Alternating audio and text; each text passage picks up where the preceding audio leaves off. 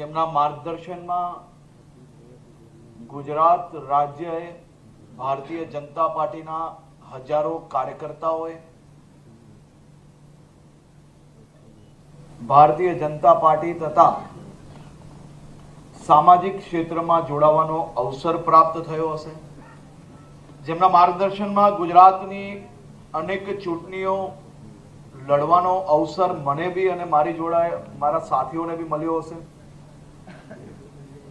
અને આદરણીય નરેન્દ્રભાઈ મોદી સાહેબના નેતૃત્વમાં અમિતભાઈ શાહ સાહેબ જોડે જેમને બંગાળમાં છેલ્લા અનેક મહિનાઓથી રાત દિવસ જોયા વગર કામ કર્યું એવા અમારા આદરણીય નેતા આદરણીય શ્રી ભૂપેન્દ્ર યાદવજી, મારા સાથી ભારતીય જનતા પાર્ટીના મહામંત્રી આદરણીય શ્રી અજયભાઈ બ્રહ્મભટ્ટ, મેયર શ્રીમતી મીરાબેન અને જેમને હમણાં જ આપણા સૌ સાથે વાત કરી અને ખૂબ સરળ સ્વભાવના જમીની કાર્યકર્તા ભારતીય જનતા પાર્ટી ગાંધીનગર મહાનગરના શહેર પ્રમુખ આદરણીય શ્રી આશીષભાઈ દવે, વર્ષો વર્ષથી પાર્ટીના કાર્યકર્તા તરીકે કામ કરતા વિવિધ પરિવાર ક્ષેત્રની જવાબદારીઓ નિભાવી હોય અને હવે આપણા સૌના રાજ્યસભાના સાંસદ તરીકે ભવિષ્યની અંદર કામ કરવાના જેવા રાજુભાઈ શુક્લ, મારા મિત્ર ધારાસભ્ય શ્રી અલ્પેશભાઈ, શ્રીમતી રીટાબેન, અમારા સિનિયર નેતા શ્રી ભરતભાઈ પંડ્યા, મારા યુવા મોરચાના સાથી નીરવભાઈ અમીન, હમણાં મંત્રી બી છે અને આપણા ગાંધીનગર ભારતીય જનતા પાર્ટીના પ્રભારી બી છે, ખૂબ સારી કામગીરી કરે છે. ભવિષ્યમાં આપ સૌ સંસ્થાઓ જોડે મળીને શહેરની વધુ કામગીરી કરશે તેવો મને 100% વિશ્વાસ છે. શ્રી નટવરજી ઠાકોર, બધા જ મહામંત્રીશ્રીઓ, સ્ટેન્ડિંગ કમિટીના ચેરમેનશ્રીઓ અને આ હોલમાં ઉપસ્થિત સૌ સમાજના અગ્રણીઓને હું 2 હાથ જોડીને વંદન કરીને આપનું સ્વાગત કરું. પૂજ્ય ગુરુ ભગવંતો, સાધુ સંતો જેમના માર્ગદર્શનમાં મને અનેક વિષયોમાં કામગીરી કરવાનો અવસર પ્રાપ્ત થયો છે, આપ સૌ લોકોને ચરણ વંદન. અને હું ગાંધીનગર મહાનગરના નાગરિકોને સર્વપ્રથમ તમારો મોદી સાહેબ પ્રત્યેના પ્રેમ બદલ તમારો આભાર બી માનું છું, આપનું વંદન બી કરું છું અને ભારતીય જનતા પાર્ટીના કાર્યકર્તા તરીકે હું આપની માફી બી માંગુ છું કે તમારો પ્રેમ એ અમારા હોલ કરતા ખૂબ મોટો છે અને આ પ્રેમ તો જો હોલમાં દાદરો પર તો જગ્યા ના બચી, પણ હોલની બહાર બી બીજી જે વેટિંગ માટે જગ્યા બનાવેલી હતી એ બી ગાંધીનગરના નાગરિકોએ તો આમ ખોબે ખોબો પ્રેમ લઈને આજે આવી ગયા. સાથે સાથે મારા મીડિયાના અનેક સાથીઓને બી માફી માંગુ છું કે આપ સૌ માટે તો ખુરશી રાખવી જ પડે કમ્પલસરી, પરંતુ અમુક લોકોને ના મળી હોય તે બધાને માફી માંગીએ છીએ. પરંતુ આપણે સૌ લોકો દેશ નિર્માણમાં જે વ્યક્તિએ વર્ષો વર્ષથી રાત દિવસ જોયા વગર આ દેશના વિકાસ માટે જે પ્રકારે કામ કર્યું છે તેના બદલ કદાચ આપણે 2-5-10 મિનિટ અગવડતા ભોગવવી પડે તો એ આપણા માટે કોઈ મોટો વિષય નથી. આભાર માનવો પડે કે ના માનવો પડે? મોદી સાહેબ મજબૂતાઈથી માનવો પડે કે આવો ઢીલો ઢીલો કે ના ભાઈ તમે કામ કર્યા કરો 20 કલાક, અમારે શું, અમે તો આવ્યા બેઠા ને ગયા, ચાલે ખરી એવું? તો આ બધા જ લોકોને ફરી એકવાર હું આપનો આભાર માનીને ગુજરાતના પનોતા પુત્ર, લોક લાડીલા નેતા શ્રી નરેન્દ્રભાઈ મોદી સાહેબના પ્રધાનમંત્રી તરીકે એક ઐતિહાસિક 12 વર્ષની સેવા, જે સેવાના માધ્યમથી દેશના પ્રત્યેક રાજ્યોને કાશ્મીરથી લઈને કન્યાકુમારી સુધી કંઈક ને કંઈક તમામ નાગરિકોના જીવન સુધારો આવી શકે તે માટે એમના થકી જે કાર્યો થયા છે તેનાથી આપણું દેશ એ દુનિયાભરની અંદર એક મજબૂત દેશ તરીકે ઓળખાવા માંડ્યું. તે બદલ આદરણીય મોદી સાહેબને આપ સૌ વતી હું અભિનંદન તો ના આપી શકું, માત્ર એમનો દિલથી બે હાથ જોડીને આભાર બી માનું છું. આજે મારે અહીંયાથી ગાંધીનગરના આ ટાઉન હોલથી, જ્યાં મોદી સાહેબની અનેક યાદો જોડાયેલી છે, આ ટાઉન હોલ ખાતેથી ગુજરાતના વિવિધ જિલ્લાઓ માટે અનેક વિકાસલક્ષી કાર્યક્રમો થયા છે. અને એ જ ટાઉન હોલમાં આજે ઐતિહાસિક 12 વર્ષની જ્યારે ઉજવણી થઈ રહી છે, જ્યારે આપની સૌની જોડે જ્યારે આપણે સૌ લોકો ભેગા થયા છે, તો મારે આજે માત્ર મારી જ વાત નહીં, પરંતુ તમારો સૂર બી મારી વાત જોડે જોડાય તે માટે હું અપીલ કરવા આવ્યો છું. અડધી લાઈન હું બોલું, અડધી લાઈન તમે બોલો, અને આપણો સંદેશો અહીંયાથી દેશના ખૂણે ખૂણે સુધી પહોંચે એવો આપણે સૌ લોકો સાથે મળીને પ્રયાસ કરીએ.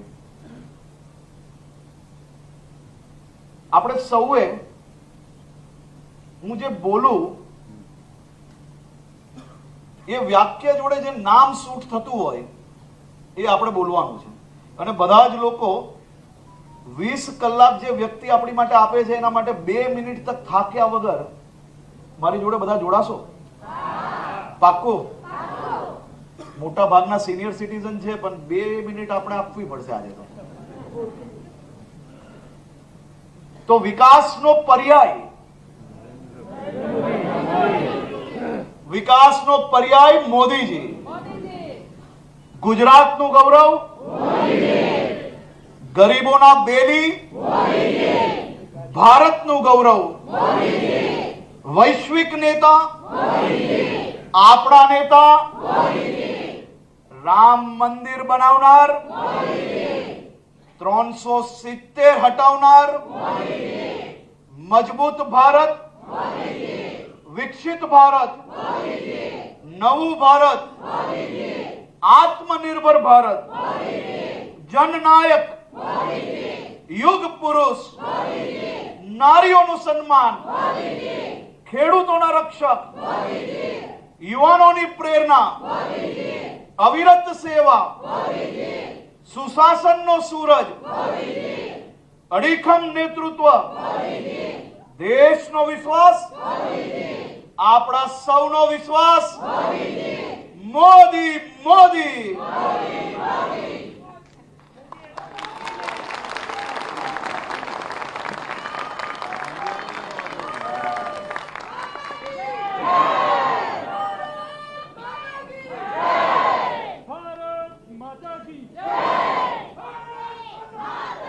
મને એમ કે તમે બધા જલ્દી થાકી જશો એટલે મેં અડધું છોડી લીધું, નહીં તો આમાં તો 1200 વાક્ય ઓછા પડે સાહેબ.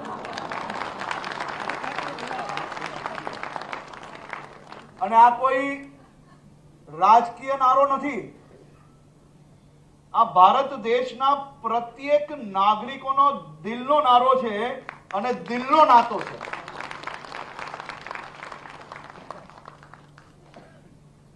વિતેલા 12 વર્ષ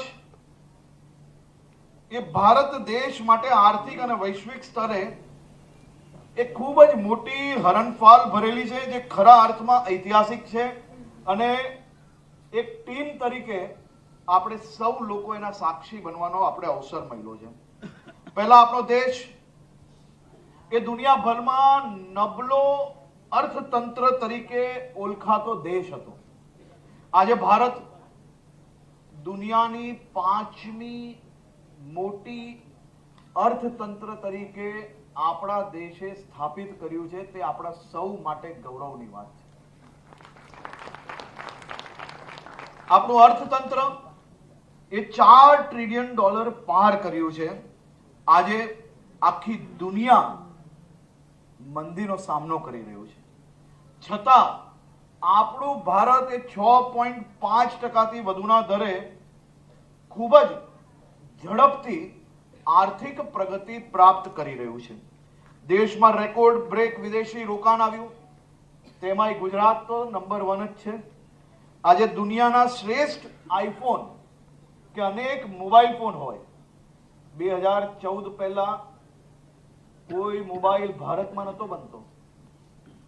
આજે દુનિયાનો શ્રેષ્ઠ આઈફોન એ ભારતમાંથી દુનિયામાં એક્સપોર્ટ થાય છે. તે આપણા દેશની કેપેસિટી છે.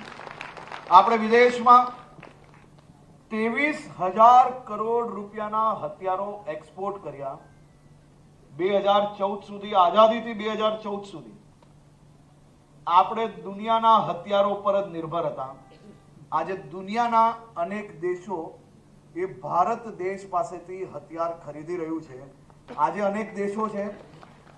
મને મારા દેશના યુવાનો પર સંપૂર્ણ વિશ્વાસ છે અને મોદી સાહેબની અનેક યોજનાઓ પર વિશ્વાસ છે અને મને એ સંપૂર્ણ વિશ્વાસ છે કે આવનારા દિવસોમાં મોટા ભાગના નહીં પરંતુ અનેક દેશો ભારત દેશ પાસેથી હથિયાર ખરીદવા માટે લાઈનમાં ઊભું હશે.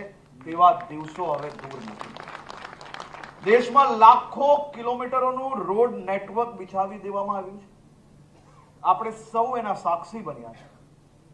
આપણે સૌએ જોયું છે કે સુરતથી અમદાવાદ આવતા કેટલો સમય લાગતો હતો એના અમે બી સૌ લોકો સાક્ષી છે. આજે સુરતથી અમદાવાદ 2.5 કલાકમાં પહોંચાય છે. તેનું માત્ર ને માત્ર કોઈ કારણ હોય તો મોદી સાહેબની ઈચ્છા શક્તિ. અનેક એક્સપ્રેસ હાઈવે, અનેક નેશનલ હાઈવે બનાવવામાં આવ્યા. દરરોજ 34 કિલોમીટર હાઈવે નવા બનાવવામાં આવે છે. દરરોજ 34 કિલોમીટર હાઈવે. દેશમાં દરરોજ 34 કિલોમીટર હાઈવે તૈયાર કરવામાં આવે છે. તે આવનારા દિવસોમાં આપણા સૌ માટે અહીંયાથી દિલ્હી જવું, ટ્રેનમાં જઈએ કે ગાડીમાં જઈએ કોઈ ફરક નહીં રહે. તે દિશામાં આપણી સરકાર કામગીરી કરી રહી છે.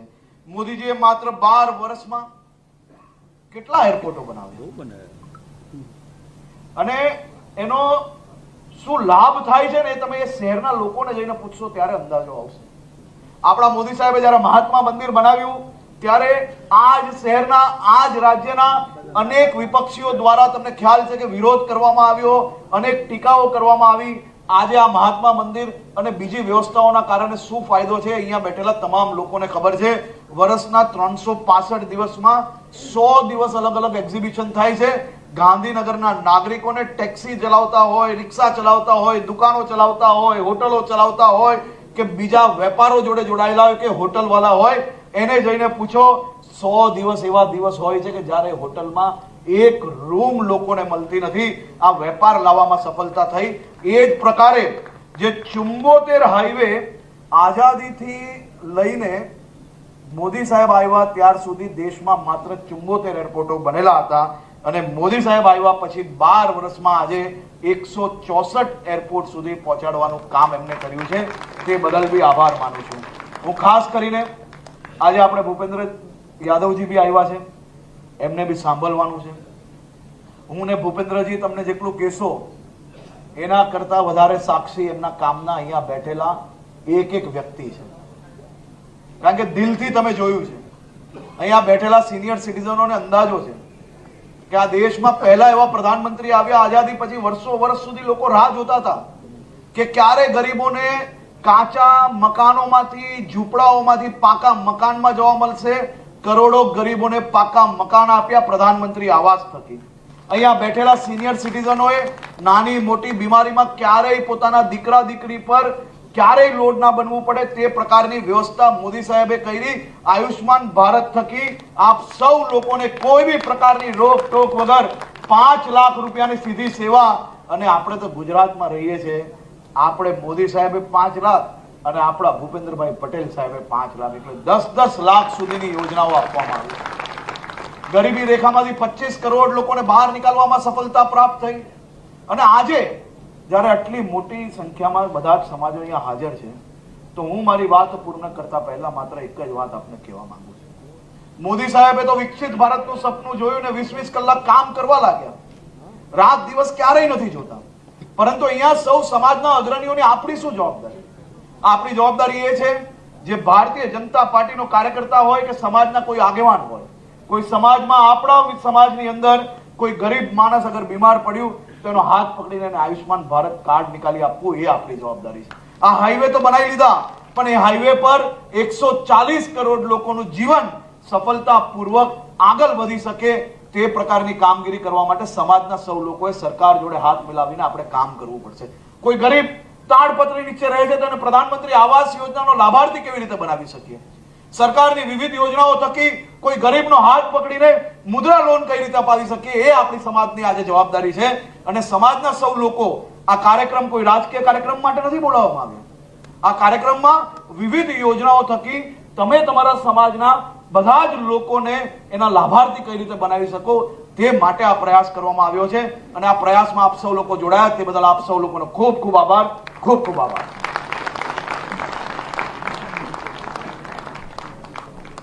ખૂબ ખૂબ આભાર માનનીય હર્ષભાઈ સંઘવીજીનો. વૈશ્વિક નેતા વડાપ્રધાન આદરણીય શ્રી નરેન્દ્રભાઈ મોદીજીનો વિચાર પશ્ચિમ બંગાળની ઐતિહાસિક વિજયમાં કેન્દ્રીય ગૃહ અને સહકારિતા મંત્રી આદરણીય શ્રી અમિતભાઈ શાહજીની સાથે પ્રભારી તરીકે ખૂબ મહત્વની ભૂમિકા ભજવનાર ભારતીય જનતા પાર્ટી સંગઠન અને ચૂંટણી વ્યવસ્થાપનમાં ગુજરાતના પ્રભારી શ્રી તરીકે સતત ગુજરાતને માર્ગદર્શન આપનાર પ્રખર વક્તા કેન્દ્રીય મંત્રી માનનીય શ્રી ભૂપેન્દ્ર યાદવજીને આપના વક્તવ્ય માટે વિનંતી છે. ભારત માતા કી જય! ભારત માતા કી જય! વંદે માતરમ! વંદે માતરમ! भारत माता की जय! मंच पर उपस्थित गुजरात के हमारे लोकप्रिय और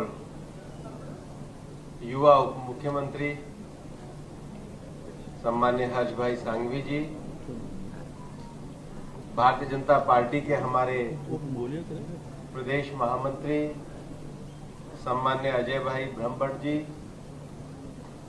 गांधीनगर के हमारे जिला अध्यक्ष सम्मान्य आशीष भाई दवे जी, पूरे प्रदेश के इस कार्यक्रम के संयोजक सम्मान्य भरत भाई पांड्या जी, गांधीनगर की हमारी सम्मान्य मेयर मीराबेन पटेल जी, हमारे नवनिर्वाचित राज्यसभा के सांसद सम्मान्य राजू भाई शुक्ला जी, हमारे यहाँ की विधायक सम्मान्य बहन रीताबेन पटेल जी और हमारे विधायक सम्मान्य अल्पेश भाई ठाकुर जी, मंच पर उपस्थित सभी महानुभाव और यहाँ इतनी बड़ी संख्या में उपस्थित गांधीनगर के सभी प्रबुद्धगण संतजन, आप सबको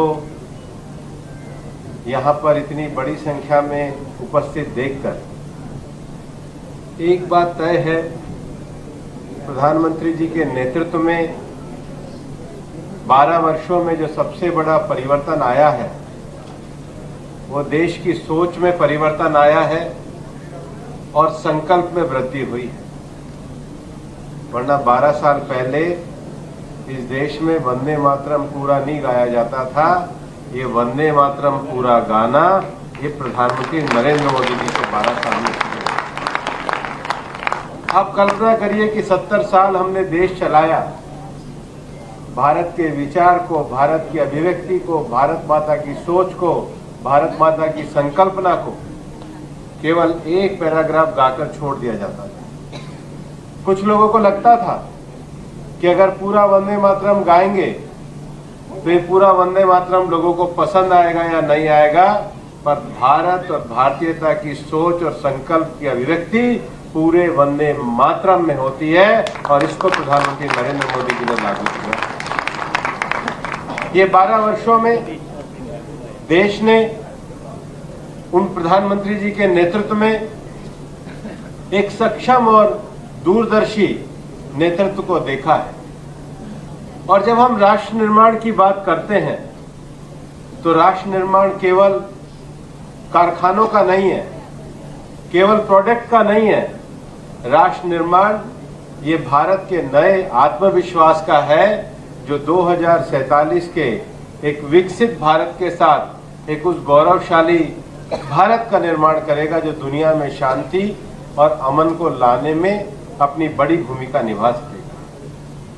और इसलिए 12 वर्षों की यात्रा में जो सबसे बड़ा विषय रहा है, मेरे पहले के वक्ताओं ने भी कहा है कि देश में जो सबसे बड़ी समस्या थी वो संसाधनों को गरीब आदमी तक पहुंचाने की थी। जिस आयुष्मान योजना का जिक्र अभी हमारे उप मुख्यमंत्री जी कर रहे थे, जिस डिजिटल क्रांति की बात हमारे से पूर्व वक्ता कर रहे थे, उन्होंने देश की योजनाओं को, देश के साधनों को 100% नीचे तक पहुंचाने का काम किया। और इसका सबसे बड़ा उदाहरण है, कांग्रेस के प्रधानमंत्री राजीव गांधी जी कहा करते थे कि हम 100 रुपया ऊपर से भेजते हैं, 85 रुपया रास्ते में रुक जाता है। अब प्रधानमंत्री नरेंद्र मोदी जी कहते हैं हम किसान समृद्धि योजना में 100 रुपया बैंक के खाते में पहुंचते हैं, बिना पटवारी तहसीलदार के 100 रुपया बैंक के खाते में मिलता है। और इसलिए जो 12 वर्ष रहे हैं, ये प्रधानमंत्री नरेंद्र मोदी जी के नेतृत्व में विश्वास के, विकास के और ये जन कल्याण के वर्ष रहे हैं। सबका साथ, सबका विकास, सबका प्रयास का नारा तो हम लगातार लगाते रहे हैं, लेकिन ये सबका साथ, सबका विकास, सबका प्रयास का अर्थ है कि हम सभी लोगों के लिए सड़क, पुल, रेल मार्ग, ऑप्टिकल फाइबर नेटवर्क्स और शिक्षा से लेकर सारी सुविधाएं सबको उपलब्ध हुई है।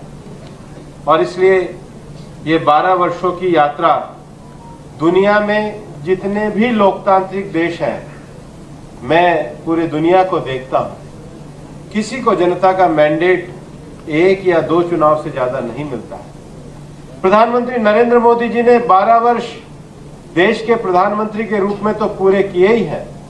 अगर उनके गुजरात के कार्यकाल को जोड़ लिया जाए तो 25 वर्ष शासन के प्रमुख, और वो भी जनतांत्रिक मैंडेट के साथ बनना, ये दुनिया की सबसे बड़ी उपलब्धि है। 1/4 दशक, वैसे तो 1/4 शताब्दी, क्योंकि शताब्दी को बहुत बड़ा माना जाता है, लेकिन उसके 25 वर्ष ये लोकतंत्र के रूप में, एक नेता के रूप में उन्होंने जो अपनी ख्याति अर्जित करी है, ये उन्होंने अपनी मेहनत से, अपनी संकल्प से, दृढ़ इच्छा शक्ति से और जन विश्वास से करी।